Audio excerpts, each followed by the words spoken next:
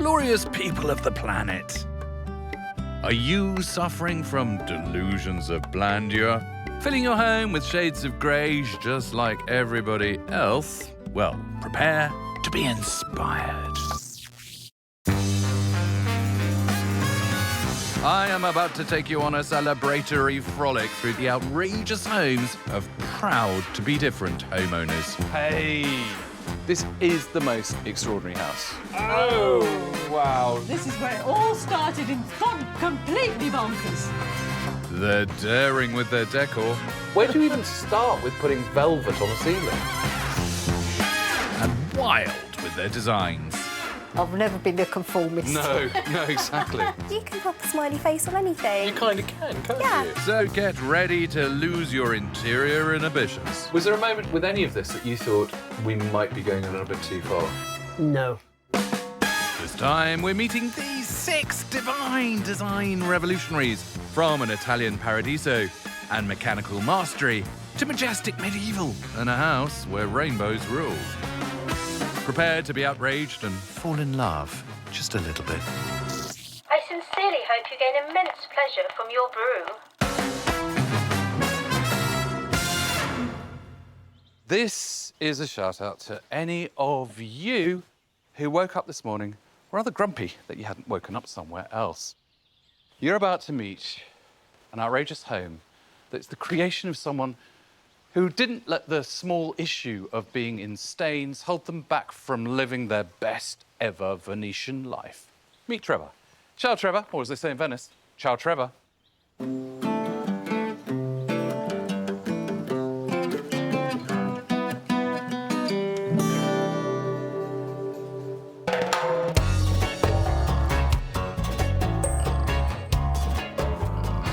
86-year-old property developer Trevor bought this 1-acre plot in the swinging 60s.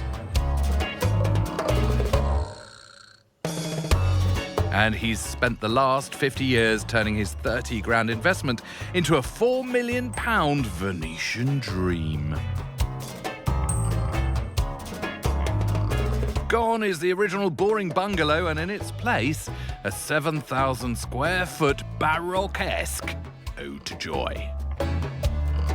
Helping him build his vision, his son Laurie, and his girlfriend of the last 10 years, Trixie. Lovely, fresh breeze. And the overture to this classical architectural masterpiece at Trevor's Palazzo is the Venetian lounge. What's behind the door? Is it another view of the Grand Canal? Glasses for the guests. Glasses for the guests. Trevor's bold choice of zesty limoncello walls provides the perfect backdrop to the Tuscan marble columns and astonishing murals, allowing the life-size bronze statues to show off their weaponry. So, Trevor, talk to me about why Venice. What's the thing that's cast its spell over you? Well, there's nothing else like it. Up and down the lovely bridges, the steps. You've got to really be something wrong with you if you don't go, wow. Absolutely. We can all fall in love with Venice and we can buy some souvenirs, take some selfies. But what you did was you used it to inspire you to build all of this. I like ancient, if I can call it that, architecture. Venice is very ancient. The merchants of Venice spent much money, to some extent boasting with each other who was the wealthiest. It was measured how good your frontage was as to who you were in that kind of a society. The reason Venice looks like Venice is because the guys were showing off. Nobody would build like that today. It's the past. The murals are incredible. The light and the perspective, it's like we're there. It just draws you in, doesn't it? I mean, it's so beautifully painted. It's so detailed, aren't they? Yeah. You weren't tempted to ask them to put some figures in? Maybe you? No, that'd spoil it. Do you think? Trevor's Grand Canal murals are a tour de force of trompe l'œil, meaning trick of the eye. This clever effect gives the illusion of depth. Of course, the style works best when your tie matches the gondola mooring posts. But building Venice in stains was always going to be ambitious. Your Venice was not built in a day, was it? It took a while. No, it took a long while. The local authority took me to court for breaking rules, which I suppose I did. After the first 8 years, in the end, the court gets fed up seeing you. You wore them They wore them down. They didn't trouble to come back. I always felt that I had the support of the magistrates who loved what I was doing. Of course they did. But they couldn't say. Yeah.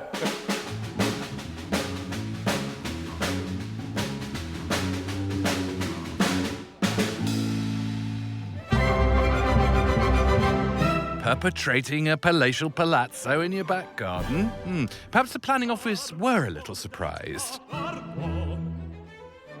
Especially when Trevor decided to dig deep, and I mean really deep.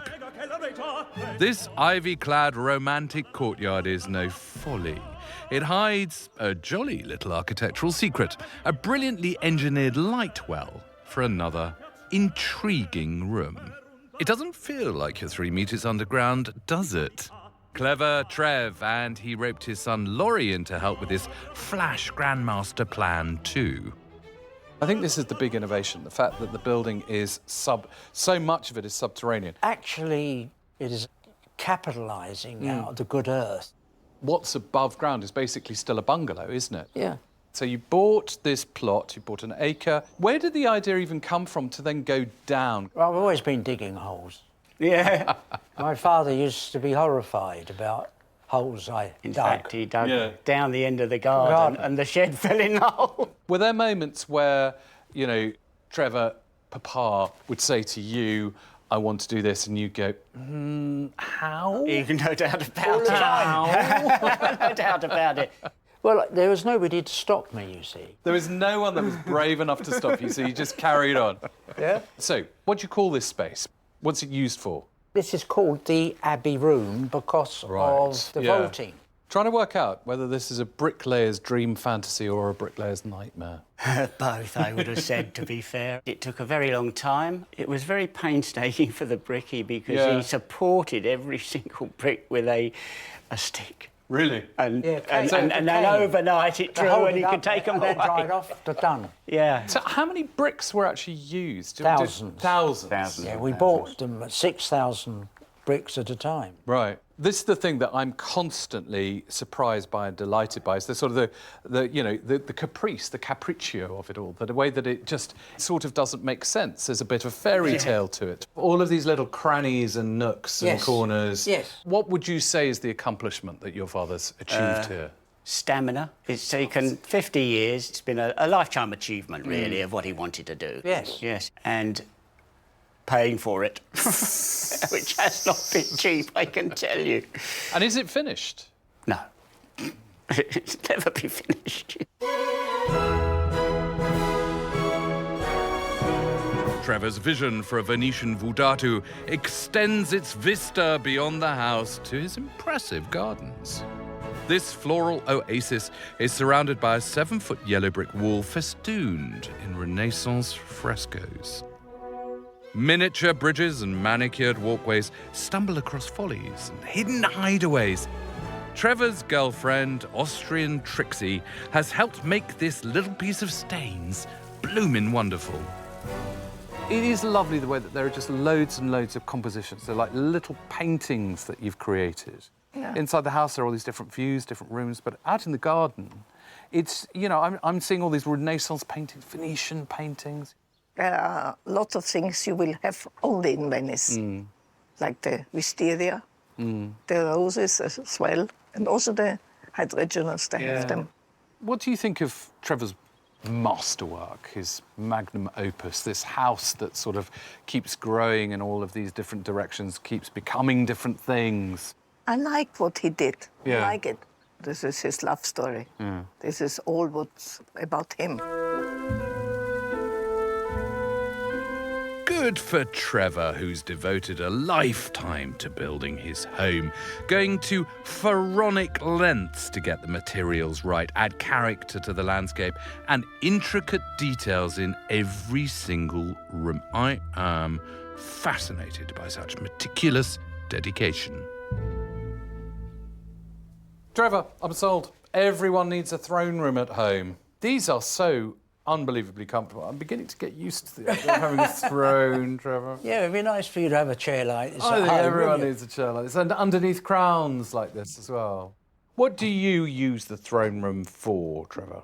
To come in and sulk sometimes. Sulk. To come in and laugh sometimes. So this is a kind of a contemplation space. Yeah, it's a think. Yeah, escape. think tank. Yeah. And do you think better with a crown floating above your head? I can't say I do, really.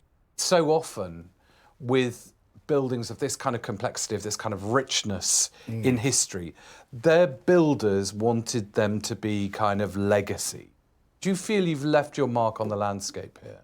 Everything that has been done here and the detail, I've just done it as an expression that an artist might have when he paints a picture. I didn't do it for history because that would suggest I want to leave a marker. Yeah. And I don't think I've done anything special to have a marker. But I think this haven't is- got that kind of ego. I mean, I would love people to look at what you've done and feel encouraged to do something. So maybe not on this scale, maybe something smaller, maybe something bigger, who knows? Architecture should have a bit of heart, a bit of soul, a bit of storytelling, perhaps even a bit of history to it. People used to say to me, "You'll never be able to do that, Trevor." Well, that's like... It's the worst thing to say to you, isn't it? Yeah. You'll never be able to build a palazzo in Staines. something like that, and I do it. And you do it. You're going to do it. Yeah. She said to me, this magistrate lady with a big white hat, you know, she said, you must consider what the rules are. But I do like what you've done. Yes, exactly. But that was... Yeah. Exactly. I'm moving in. I don't know whether you know that.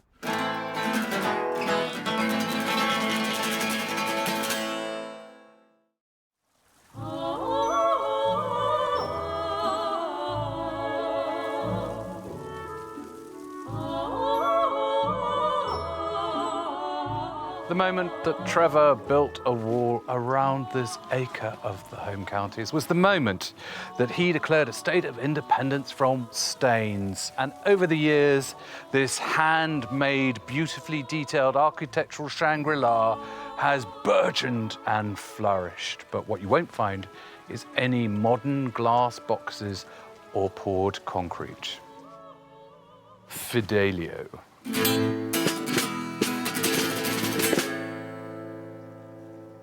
I thank you. And in the not too distant future, an outrageous homeowner who's gone wild. Animals are my passion, so I had to have a jungle room. And, well, there's this fabulousness too.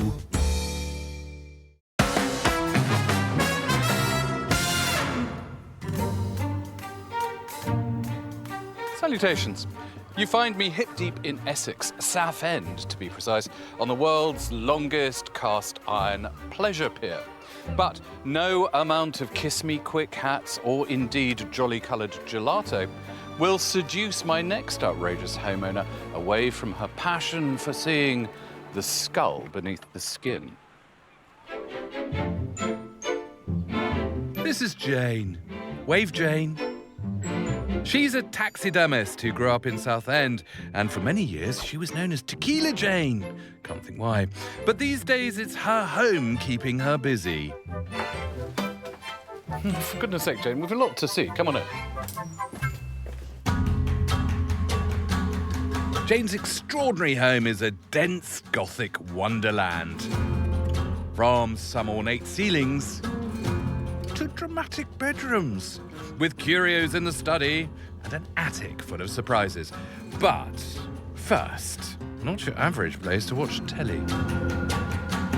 Hey! Welcome to the medieval hall. This is just extraordinary. And look at these great big Gothic arches. I know. How long have you been here? How long has it taken to make this place? I have lived in this house 23 years and I started from the moment I moved in. Yeah. So I've only recently completed it by finishing the little conservatory at the back. Is it ever finished, though? Yes. Really? That's it? It's finished. Let's start with where do you get bits of church? Where do you get panelling? Where do you get tapestries from? The floor, the arches, the lights, everything comes off of the auction sites and boot sales. And I do all the aging and all the finishing. You punk it up, you make it over, you upcycle it, you do... restore it if it needs restoring, I upcycle. Or de-store it. Or de-store If it's looking, it, if it's looking too age smart. down, rough it up a bit. OK, that's where, that's how. Why? I have a passion for it. I have a drive for it. Yeah. I feel I may have lived before. Do you? In this environment. So there's something up here that makes you feel that you used to inhabit spaces a bit like this? It's not so much up here, it's in here. Really? It's in the heart. The ornateness of it all and the richness of it all is just really attracts me to it. Coming down here, there is a strong sense of theatricality. There's a lot of glamour to a lot of what you've done. Just in things like the fabrics and the colours. Well, I love all the richness of the fabrics and all the tapestries. You're making Jane World, aren't you? And in Jane World, you can do some crazy stuff, like put a Baroque picture frame around the television. You're on there quite often, Am Laurence, I but on there quite I think often? I've got your brother in that frame up there. Look. My chubbier the younger laughing brother. Cavalier. Yeah. Jane's use of medieval detail is delightful.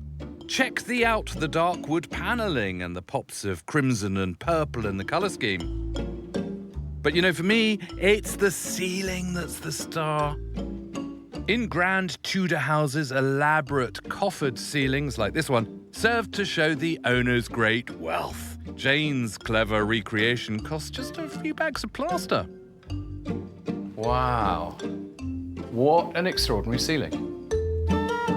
These are all classical shapes, apart from the skulls. The skulls, I actually found a bag of skulls at the boot sale. Right. As you do. Yeah. You know, so I thought, I'm going to use them on the ends of the plaster, whatever shapes. These are called pendant bosses, Pendant technically bosses, speaking. yes, pendant bosses. Things taking a slightly darker turn, Jane. Things like the finial there. All of these pictures... I do love macabre. Do you? I really do, yes. It fascinates me. Right. You are now forewarning me that as we go up the stairs, we get darker. We do get darker. I think I'm man enough. Come on, let's go upstairs. You might never leave. Oh, really?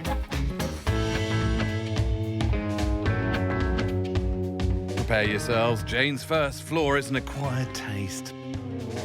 Boar on the bed, pig in a wig, me in a mirror.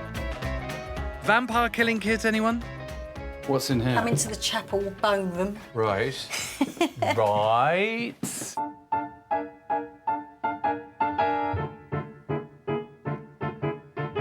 So we've definitely taken her on to another level, haven't we? We have. It's getting more and more and more and more worrying. You know, downstairs looks a little bit kind of beige comparatively, because this is just... Yes. To get the atmosphere in this room, you needed to have all this decor and architecture and richness and colours and gold and body parts. And there's a lot of body parts. I mean, well, the thing is, the body parts have really come about because I love anatomical and biological. Yeah. Where does this come from, though? As a child, were you this, or were you playing with dolls? I hated dolls, never had dolls. I had the Mummy and Dracula and put those to bed. Yeah. I mean, your parents, did they feel as if they'd somehow failed you, or were they encouraging in all of this? My dad was actually going to be a doctor. So right from a child, you could say the seed was sown. Are you flirting with the dark side, then, do you think? It's the mystery of the dark side that interests me. Like a cabinet of curiosities? Well, yes. Which was big in the Renaissance, where they would have weird stuff. You know, they'd have jars with conjoined twins in. I haven't got conjoined twins But you've got more or less everything else. Yet. Yeah, exactly.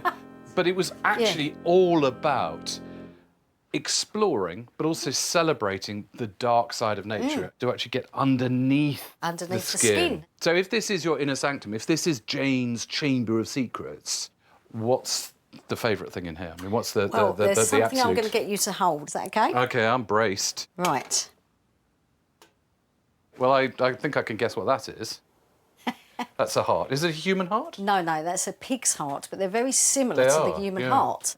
Look, I think the vast majority of people on this planet are all aware of the fact that they've got one of these somewhere about there, but they really don't feel that they want to use it as an interior decoration motif. what can I say? I've never been a conformist. No, exactly. Right, well, I'm going to give you back your heart. Thank 'cause you. I don't want to break it. I don't you stealing my heart, I Laurence. know. So many jokes, so little time. Jane's house has one more floor, and it's her wildest space yet.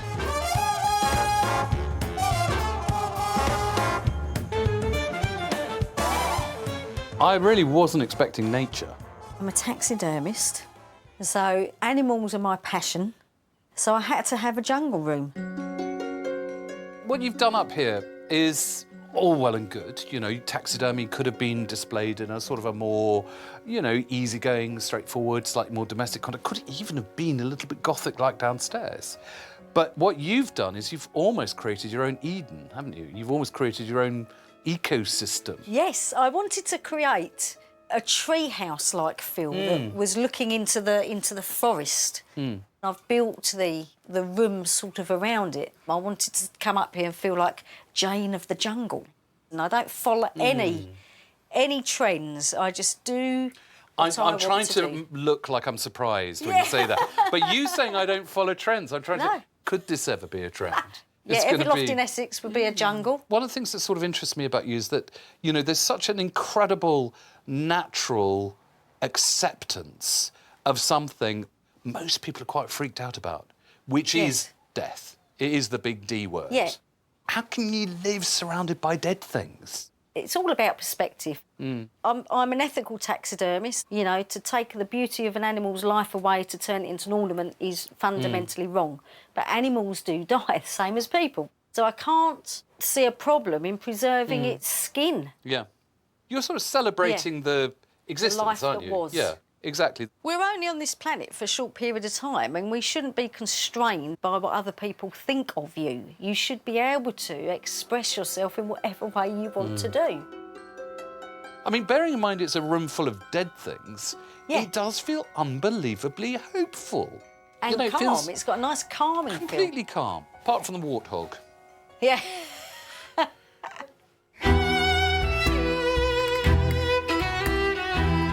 A maison of medieval macabre may not be for the faint-hearted, But anyone that says that Jane Brown has just built for herself an escape from reality, they are wrong.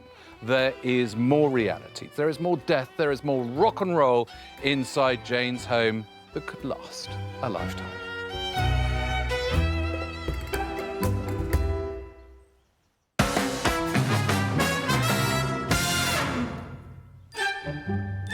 And now for something altogether very different. This is Emily. She's an influencer who lives in London, and well, she's positively potty about pink. The front door is pink, the inside of the front door is pink. I think growing up I was quite a tomboy, and I came from a household where it wasn't very girly. I had a brother, and I think for me pink was something that I claimed for myself. A lot of people talk about pink bringing them joy, and quite possibly it's just something about this particular colour. This is a very practical storage cupboard under here. It houses my boys' sweaty sports kits, so that's nice. But then you can kind of paint it pink and add another level, and nobody knows that there's all that mankiness going on. What I wanted to be able to do was look out over the city. The problem is that my husband is rather more of a prude than I am, so when it came to putting the frosting up on the window, we basically had a massive fight about how high the frosting should go. I have started to wear heels in the shower so that I can actually see the skyline. And meet the pink house trapeze. Although you can actually change the colour of the tape, so depending on my mood, it'll be pink or sometimes pink. I think the real question is, why would you not have a trapeze in your front room? We had a structural engineer create a special steel structure that's bolted into the beams up here. So it was done with full professionalism. You don't just put a couple of hooks on your ceiling and then clip it on, because the ceiling could fall down and you could break your neck. Well, Emily, that's just easy trapeze lemon squeezy brilliance. Bravo, my darling. Oof. I knew that the last cocktail was one too many last night. Oh. Galloping ahead. Marvellous machines. Every household should have a steampunk toilet. And an outrageous homeowner who's created her own happy place using a large dollop of Kawaii.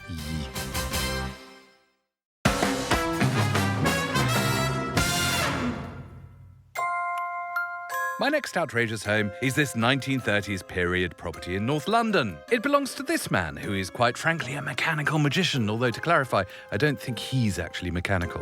I taught design and technology for 25 years, and now I spend my time in my workshop designing all sorts of amazing steampunk machines.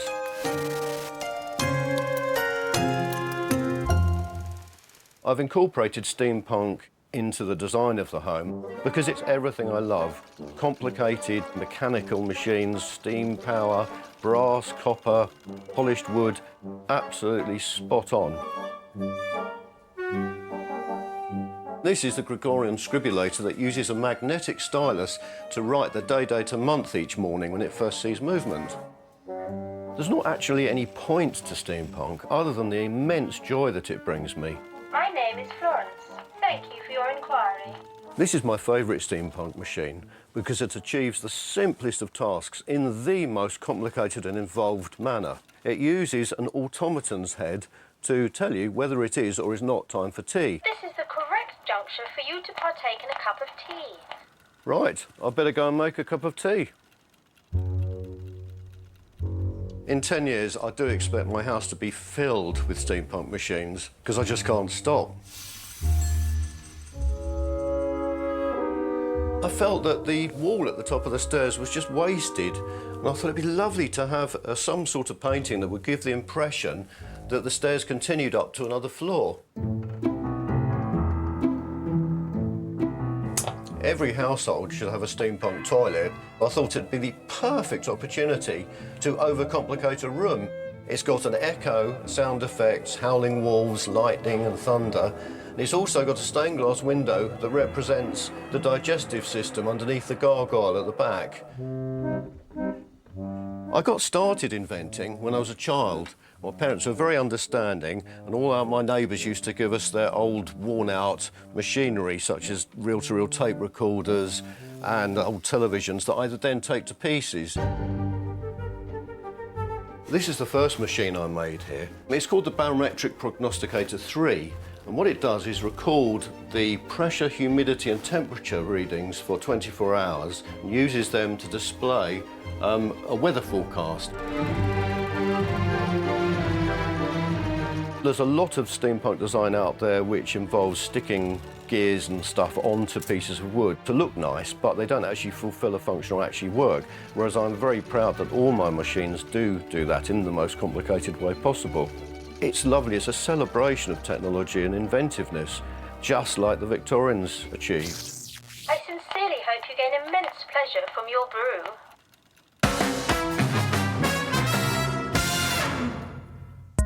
Ah, the Isle of Wight, a jewel sparkling in the English Channel, awash with a rainbow of colours, and the odd ferry. Well, that wasn't me. But it's also the home of an outrageous homeowner. Meet my friend Poppy, queen, goddess, icon. She built her Poppyland with love and strength, and as the happy ever after ending to her own sparkly fairy tale. And this is how it all began. Are you sitting comfortably? Teaching assistant Poppy has spent the last 3 years transforming her terraced home into a pink, pimped-up palace, using several shades of happiness. And it was no simple paint job either. She conquered collapsed ceilings, overcame overgrown gardens, and painstakingly painted almost every inch to create her very own pocket of Poppy perfection. Right, Queen Poppy, please show me around your pastel-painted palace. Let's go.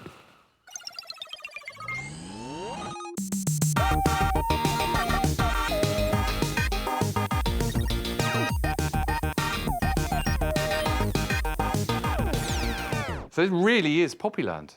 It even says so there. It is. It's just a name that I've had in my head since I was a teenager, really, and I just thought when I make my dream house, I'm going to call it Poppyland. And it's quite funny, all my friends called it Poppyland as well. It's not just my house, it's going to Poppyland. So. Yeah. I love things like the way you got the sprinkles on the fireplace. Oh, I did the sprinkles myself. I think that was probably quite wise. I enjoyed it because I think it looks a bit like a donut. So No, it does. I just thought it just adds a little something. I mean, things like this are really great as well, because there's the fact that you've got these sort of quite princessy elements as well, these sort of fairy tale elements. Yeah, that looks quite special. I like how it looks traditional, but it's got a twist. And what was the thing that surprised you the most? What was the thing that you thought, it was a bit of a risky one, that one, but ended up being amazing? Not sure. Maybe having pink carpet with so much pink in this first area, because I thought, is that going to be too much pink? Which I know you wouldn't think I'd ever think that. No, but even I did think maybe it's too much. But seeing it all together and with the extra bits and the rugs, I do think it works. Yeah, no, absolutely. But the pink carpet has become a different pink. You know, you've got this very strong sort of salmon overtone to it. So it's immediately lifting it out of the, the saccharine colours, out of the so sort it's of not blending in and... E numbers. Yeah. Poppy has used her rainbow palette in a super clever way, opting for big, bold blocks on each wall, allowing herself the freedom to accessorise each space to the max. What I absolutely worship about you, Poppy, is your dedication to this, because everything in your world is absolutely part of this look. Yeah, just everything in my life. Just I want it a certain way, just to make me happy and make life just a bit more fun. I mean, the thing that I really just cannot escape is just how beautifully done everything is. Because this could be so, so easy to dismiss if it was a bit kind of childlike or if it was a bit naive. But you've really thought about how everything fits together. The kitchen's actually where I started. Really? So, yeah, so this wall was just traditional bricks, just normal. And I thought, what if I did each brick in a rainbow colour? So I've individually painted each brick. In terms of inspiration, where does all that inspiration come from? So all different places. So obviously rainbows are quite a big thing. I like dessert shops, sweet shops, ice creamy things. I know it's a bit silly, but I thought, why not? Silly always feels silly when it's in the wrong context. Yeah. And actually, I think the thing that you know now, and the thing that surrounds us, is that actually ordinary doesn't work. You put an ordinary thing in, and that looks silly. Then it stands out. But of course, the funny thing is that actually a lot of this kind of poppy-style stuff is actually quite au courant, as they say. That actually, there are loads of people out there, you included, who would do anything for a flamingo in the corner of the living room. Do you feel quite proud of yourself, I do. Believe it or not, I'm quite a shy person, but it's how I express myself to the world to show who I am. But I understand that I do look different, so people will, look, and it is something different, isn't it? So I don't mind. People can take me how they want, but as long as you're a nice person. This immersive experience, curated by the wonders of Poppy, is an explosion of popping candy colours and outre objets d'art. Wow, look at the heel on that. These are lovely as objects. But I actually wear them as well, so... Well, you would, of course you would. All of which shows a magnificent celebration of individuality and an overall feeling of HAPPY.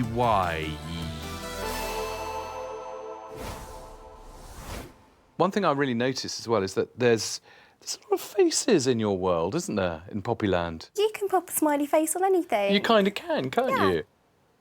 Cartoons are, I think for a lot of people, they're kind of a gateway into this world, aren't they? Definitely. Cartoons are deliberately conceived to give you happiness, make you feel, comfortable, joyful. Yeah, it's escapism from the real world. Because, I mean, the thing is that, the story, your story, is not without its sad patches at all. This was my parents' house. Sadly, my mum and my dad passed away in this house. Where we're sitting now, there was a hospital bed for my dad, who was quite poorly. So it's quite bad vibes and not a nice place to be. My main advice from people was to just sell it up, fresh start's kind of the normal thing you'd do. But I was really keen to keep that connection and to turn something so negative and such a life-changing thing into something really positive. a little happy paradise. I mean, I think it's such an extraordinary story because rather than running away from reality, I think what you've done is absolutely confront the reality of everything that happened in this house. Absolutely, and part of it was quite helpful in the grieving process because I could see these differences that I was making and turning it into something nice and something they'd be proud of. Let's be clear, you know, the poppy look, the poppy the poppy incarnation, that was something that had been going on for a lot longer than this. Yeah. So it's not as if you suddenly, you know, ran away and came back as Poppy. Yeah, no, I've always been like this. It's just this is the first opportunity I've had to really express myself fully with the whole house, blank canvas, and just make something my own.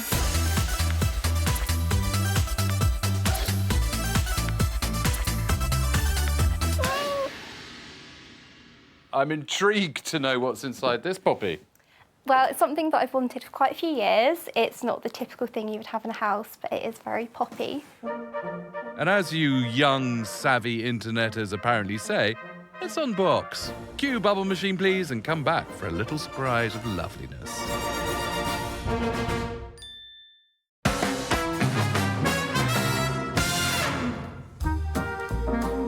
Ah, you're back.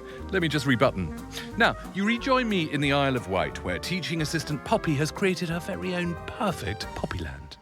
Believe it or not, I'm quite a shy person, but it's how I express myself.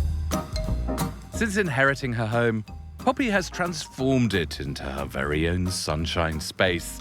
But there's one final piece that she's had her eye on, and it will complete her pink paradise. So exciting. Oh my goodness! Look at that! Oh, I love it! It's gonna go in the kitchen, I think. I think it'll look really good, and it's so tall as well. Poppy's giant ice cream is just one of her many finds that she's sourced online. From ice cream lights to rainbow-coloured chandeliers and a lot of pink flamingos, Poppy has placed her fun pieces around her to create her own happy haven. And you can't help but be happy when you walk around Poppyland. It really is 360 degrees sort of wrap around with you, isn't it? I mean, everything is part of what you are. Yeah, I like everything to be decorated and cute. You're not holding back on this at all, are you? No. I can't help feeling like an unwelcome visitor from a land of shadow, rain and pain in here. I mean, everything is so lovely and light and bright. You are the darkest dressed. The darkest Yes. thing you've ever had in your house. Is there a name for this style? Kawaii. Right. So it's a Japanese kind of fashion, but it's my own take on it. So, kawaii means all things cute in Japanese. It's a style that's based around simple graphics and pastel colours, with the most popular being Poppy's favourite, pink. In a funny sort of way, it feels a bit kind of collectible. Yeah, I like to have it all out on display because it is like a collection. It's not just my clothes that I wear. If you've got nice stuff, it's lovely to be surrounded by it. Yeah, I just really enjoy even coming in here and just looking around at everything. Yeah. It just makes me happy. Even I'm beginning to smile, look. Look. Look at over here as well. We are literally dealing with a practical rainbow of fashion opportunities here, aren't we? We are, yeah. I try to organise all the flamingo hangers in a rainbow starting with pink, going down. So let's hike out one of your most favourite things to wear. Oh, this is really nice. That is lovely. This is something that I would wear on a normal day to the supermarket. I think all the flowers will turn to watch you as you walk down the road. One of the constants in your home is blue skies. Every room has got a blue sky. It has. I thought if you look up and it's like a little cartoon cloudy sky, it would fit because it's above you. Makes me smile.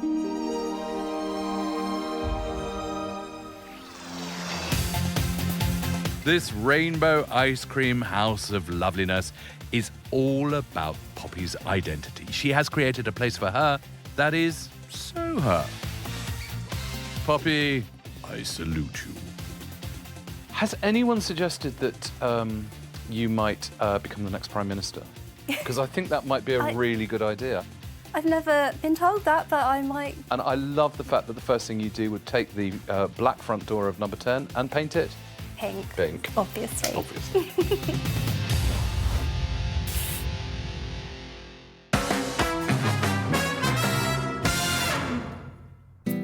Onwards, and I've been sent to Coventry, not for the first time. Anyway, I'm not on a horse and I'm not naked.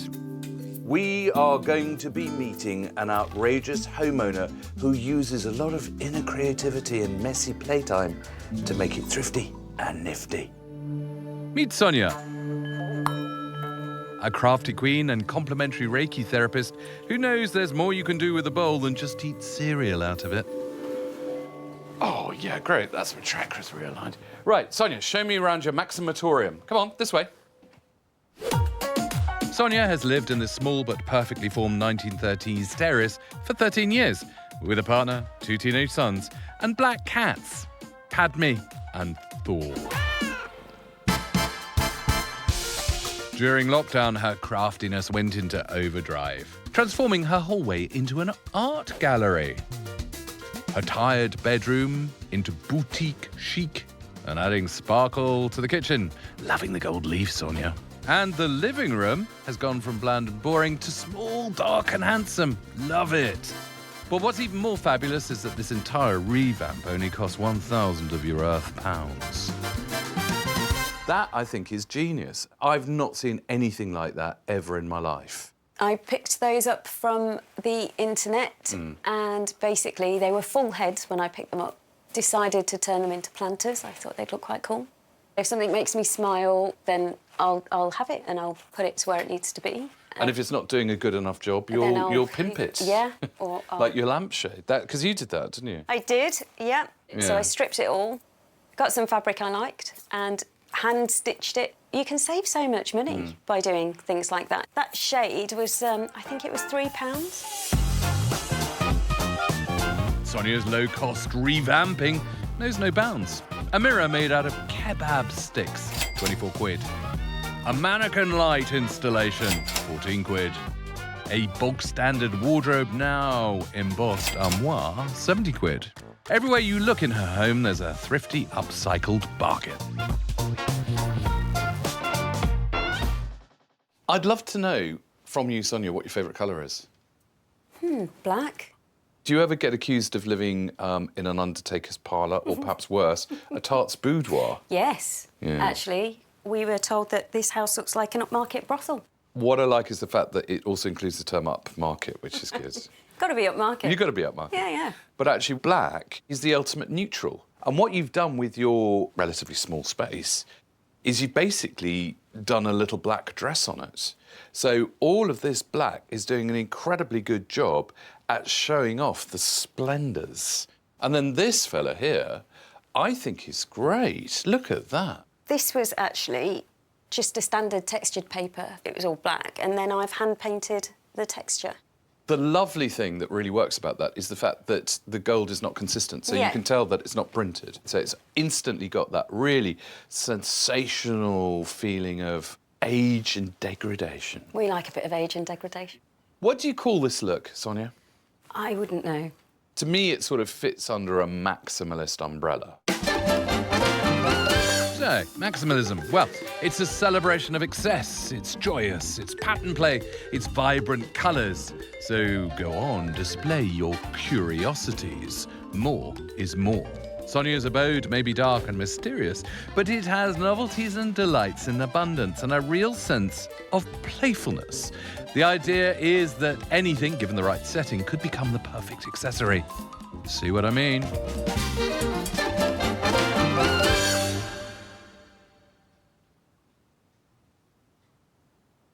Can't you leave anything alone? No. But actually, the fact that you do keep fiddling means there's not a single thing in here that's beige. Yeah. I've always been drawn to strong images. It doesn't have to be pretty or beautiful. It just has to be something that makes you think. Storytelling. Yeah. Everything has a story. And I mean, you're reflecting this. I mean, I'm just looking around. You've got all sorts of things. We've got Hindu symbology over there, a little bit of Ganesha, bells. And your parents came from India. Yeah. You know, there's nowhere more maximalist than India. No. You know, everywhere is decoration and drama, and, you know, everything tells a story. You know, even the edging on a sari is actually a fable. Although I haven't experienced life in India, I am British, but there's that part of me that will always, you know, I have that in my heritage. It was the food I ate, the events we visited when I was younger. It's a way of thinking, it's a way of being. And I think it's quite important that you don't forget. No. Because ultimately, I am who I am today from my past experiences. Sonia's flair for design means her story is beautifully told in every room. Each object has earned its place, but actually, you know, not all of them needed a revamp. So the sewing machine actually belonged to my mother. I think she said it was one of the first things she got when she moved to this country in the 60s. And she used to use that to sew, and I just loved it. And so it's nice to have that bit of history. To me, it kind of signifies everything that she went through when she moved here, the things they had to do, and to where she is today, and ultimately, the person I am today. This home is one big, maxed-out maximalist celebration of everything Sonia loves. Don't store it, adore it, whether it's painted and pimped or cherished and loved. Ultimately, This is Sonia World, and in Sonia World, homemaking is all about heart, soul, and skulls.